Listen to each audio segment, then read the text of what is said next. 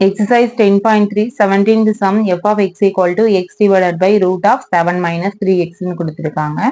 இப்போ இது பார்க்க எப்படி இருக்கு அப்படின்னா u by vங்கிற ஃபார்மட்ல இருக்கு. இந்த சம் வந்து u by vங்கிற ஃபார்மட்ல இருக்கு. கீழே வந்து ரூட்ல இருக்கு. ரூட்ல இருக்கிறத நம்மளால என்ன பண்ண முடியாதுன்னா டிஃபரன்ஷியேட் பண்ண முடியாது. அதனால ரூட்னு இருக்கிறத the whole power 1 by 2 அப்படின்னு எடுத்து மாத்தி எழுதிட்டு ரீஅரேஞ்ச் பண்ணி எழுதிக்கிடுவோம்.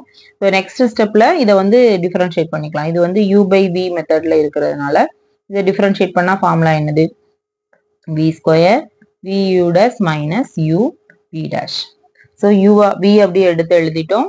u டிஃபரன்ஷியேட் பண்ண போறோம் மைனஸ் u எழுதிட்டு v டிஃபரன்ஷியேட் பண்ண போறோம். கீழே வந்து v வந்து ஸ்கொயர் பண்ணியிருக்கிறோம்.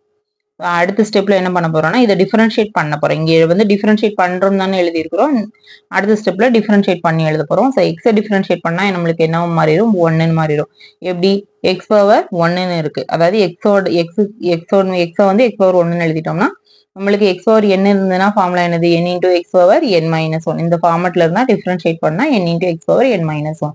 ஸோ இங்க எக்ஸ் பவர் 1ன்றது 1 இன்டூ எக்ஸ் பவர் 1 மைனஸ் 1ன்னு மாறும். 1 into x power 0. anything power 0 1. so 1 into 1 1.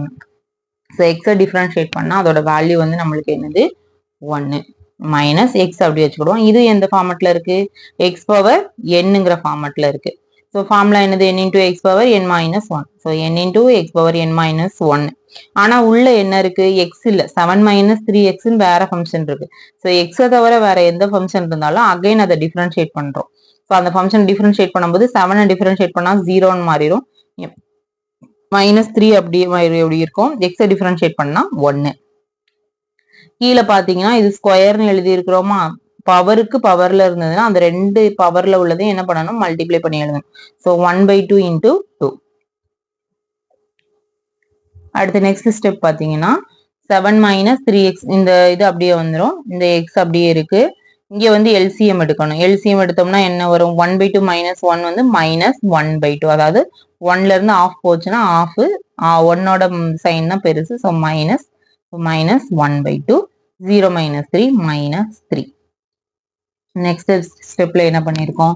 இந்த 3 மைனஸ் 3 இங்க ஒரு மைனஸ் எக்ஸ் இருக்கு. ஸோ மைனஸ் இன்ட்டு மைனஸ் நம்மளுக்கு என்னவா மாறிடும்னா பிளஸ்ன்னு மாறிடும். ஸோ 3x டிவைடட் பை இது வந்து இந்த 2 வந்து டிவைட்ல தானே இருக்கு. கீழே கொண்டு வந்துட்டோம். 7 minus 3x power minus 1 by 2 plus 1 by 2 போட்டு எழுதிக்கலாம். Divided by 7 minus 3x. So next step பார்த்தீங்கன்னா இந்த 2 minus 2 into 7 minus 3x power 1 by 2 LCM எடுத்திருக்கோம். ஸோ எல்சிஎம் எடுக்கும் போது இங்கே கீழேயும் 2 minus 2 into 7 minus 3x to the whole power 1 by 2 தான் வரணும். அப்போ மேலே உள்ள டேர்மையும் 2 into 7 minus 3x to the whole power 1 by 2 multiply பண்ணாதானா நம்ம வந்து காமனா எடுத்து எழுத முடியும். So 2 into 7 minus 3x to the whole power 1 by 2 into அந்த டேர்ம் அப்படியே இருக்கும் பிளஸ் 3x அப்படி இருக்கும் divided by 2 into 7 minus 3x to the whole power 1 by 2. ஏற்கனவே உள்ள 7 மைனஸ் 3x இருக்கு. இங்க பாத்தீங்கன்னா இது ஒரு 1 by 2 இருக்கு. இங்க ஒரு 1 by 2. ஸோ பேஸ் ஒரே மாதிரி இருந்ததுன்னா பவரை வந்து ஆட் பண்ணி எழுதிக்கலாம். ஸோ நெக்ஸ்ட் ஸ்டெப்ல பேஸ் ஒரே மாதிரி இருந்ததுனால இப்போ பவரை ஆட் பண்றோம். 1 by 2 plus 1 by 2 divided by அந்த ஸ்டெப்ல மற்றதெல்லாம் அப்படி இருக்கும். Divided by 2 into 7 minus 3x power 1 by 2 7 minus 3x ஒரு டேர்ம் இருக்கும். ஸோ இப்போ இது ரெண்டுக்கும் பேஸ் ஒரே மாதிரி இருக்கிறதுனால இது ரெண்டையும் பவரை ஆட் பண்ணிக்கலாம். 7 minus 3x to the whole power 1 by 2 plus 1ன்னு ஆட் பண்ணிக்கலாம். ஸோ மேலே பார்த்தீங்கன்னா 2 இன்ட்டு 7 மைனஸ் 3x இருக்கு. ஸோ உங்களுக்கு மல்டிப்ளை பண்ண என்ன வரும்? 2 இன்ட்டு 7 14.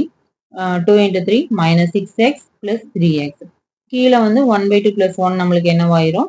எல்சிஎம் எடுத்தீங்கன்னா 3 by 2ன்னு மாறிடும். மேலே வந்து மைனஸ் 6x பிளஸ் 3x இருக்கு.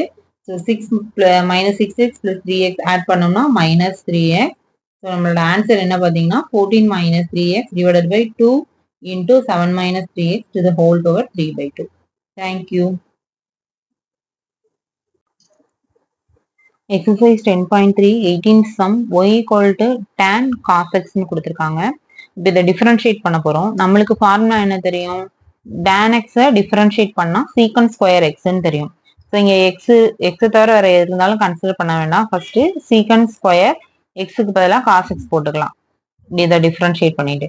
ஆனா எக்ஸை தவிர வேற என்ன டேர்ம் இருந்தாலும் அகைன் அதை டிஃப்ரென்ஷியேட் பண்ணணும். ஸோ இங்க எக்ஸுக்கு பதிலாக நம்மளுக்கு என்ன இருக்குன்னா காஸ் எக்ஸ் இருக்கு. ஸோ காஸ் எக்ஸை டிஃப்ரென்ஷியேட் பண்ணணும் அப்படின்னு எழுதிக்கலாம்.